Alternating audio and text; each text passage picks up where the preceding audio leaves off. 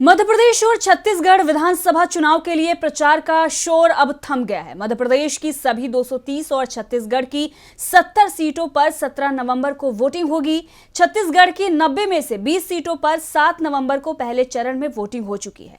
तो चुनाव प्रचार के अंतिम दिनों में राज्यों में क्या है राजनीतिक हालात, देखिए इस रिपोर्ट में। एमपी और छत्तीसगढ़ में प्रचार का शोर समाप्त हो गया है। 2 सप्ताह के जोरदार प्रचार अभियान के बावजूद इस बार मतदाता खामोश हैं। मतदाताओं की खामोशी ने उम्मीदवारों की चिंता बढ़ा रखी है।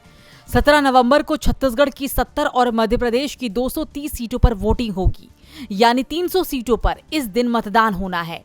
आज प्रचार के अंतिम दिन प्रियंका गांधी ने मध्य प्रदेश तो राहुल ने छत्तीसगढ़ में रैलियां की, तो अमित शाह भी बीजेपी की ओर से डटे रहे।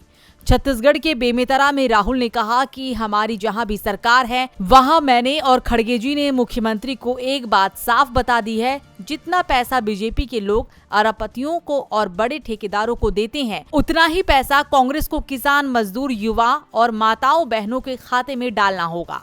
अगर वो अडानी को 1 रुपया दे तो छत्तीसगढ़ के लोगों के खाते में भी 1 रुपया जाए। बीजेपी उद्योगपतियों के फायदे के लिए सोचती है, लेकिन कांग्रेस आम लोगों के लिए। इस बीच आज अमित शाह भी छत्तीसगढ़ में थे और उन्होंने राज्य में बीजेपी की सरकार बनने का दावा किया।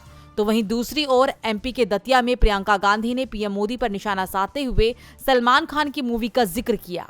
उन्होंने कहा, मोदी जी का पूछिए ही मत, उनका क्या कहना। देश के पहले ऐसे प्रधानमंत्री हैं जो परमानेंट परेशान रहते हैं, कहते हैं कि मुझे इतनी गालियां दी, रोते रहते हैं, जैसे तेरे नाम में सलमान खान रोए।